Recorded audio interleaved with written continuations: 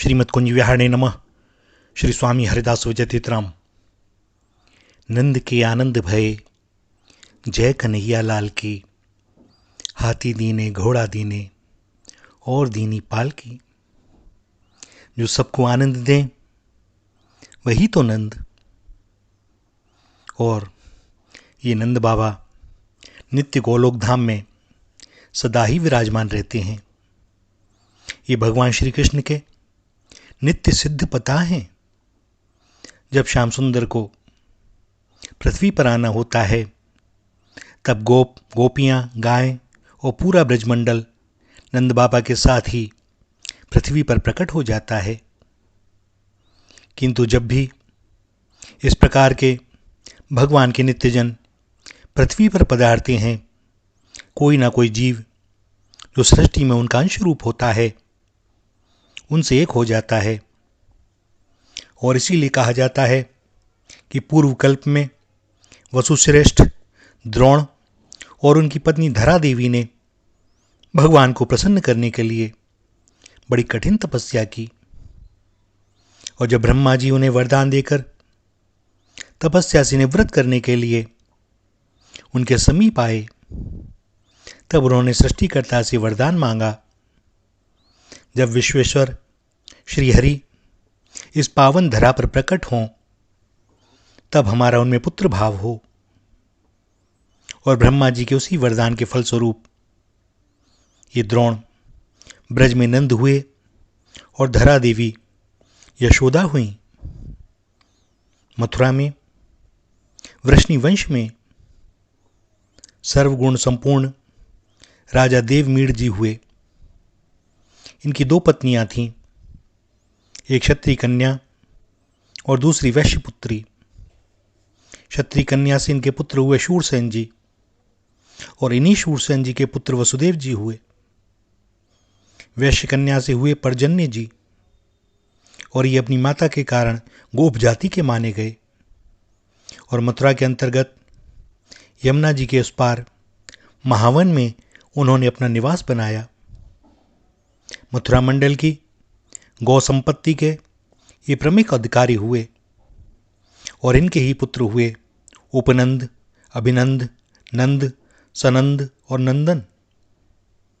पिता के पश्चात ब्रजमंडल के गोष्ठ नायकों तथा भाइयों की सम्मति से योग्य होने के कारण मझले भाई होने पर भी यही नंद जी ब्रजेश्वर हुए।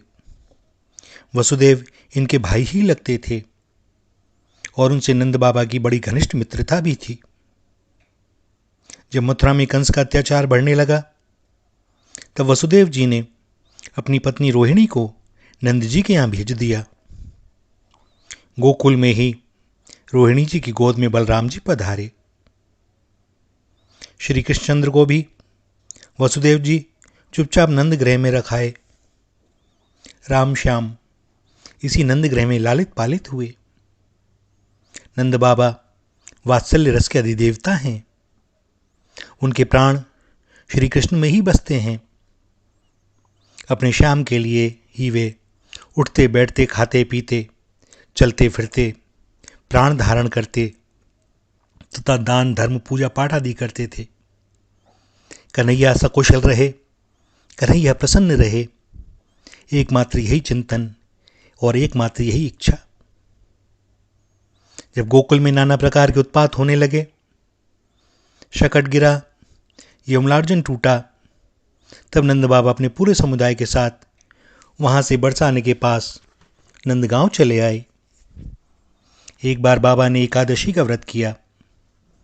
रात्रि जागरण करके वे गोपों के साथ श्री हरि के नाम संकीर्तन में लगे थे।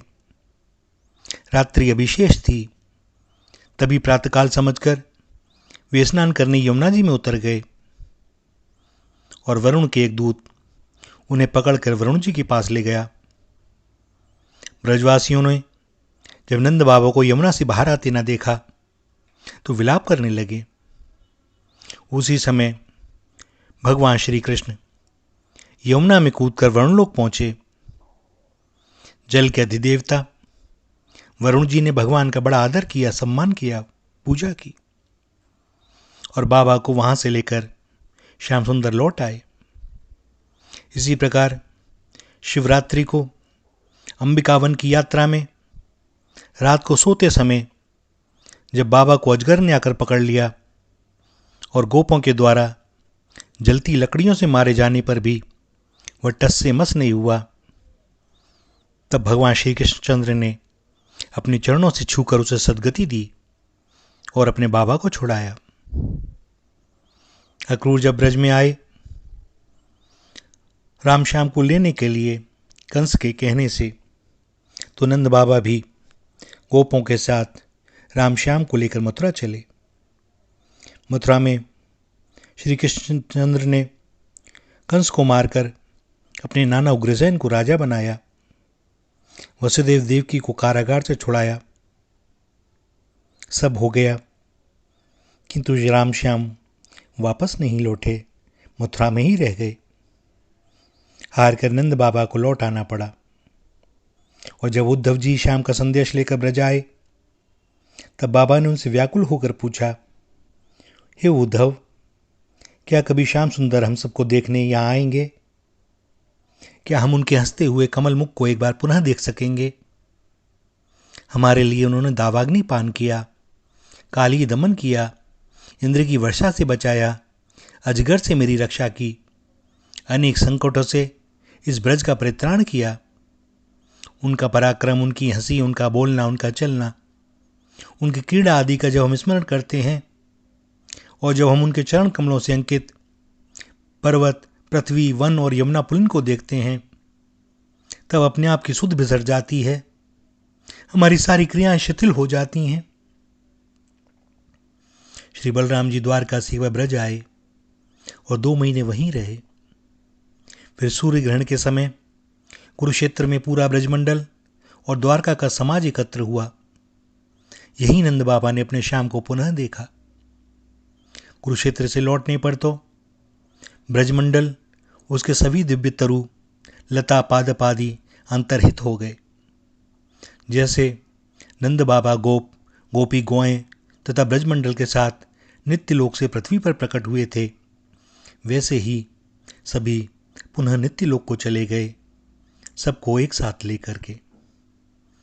भैया, भगवान के आगमन से पूर्व उनका परिकर इस धरा पर उनसे पूर्व आ जाता है।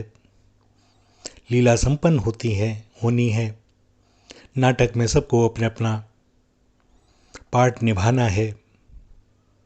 कहानी भी उन्हीं की होती है, पात्र भी उन्हीं के होते हैं, और हम सबके आनंद के लिए, सुख के लिए, कल्याण के लिए विरसते हैं बार बार कोई नई विचित्र लीला। श्री राधा, श्री राधा, श्री राधा।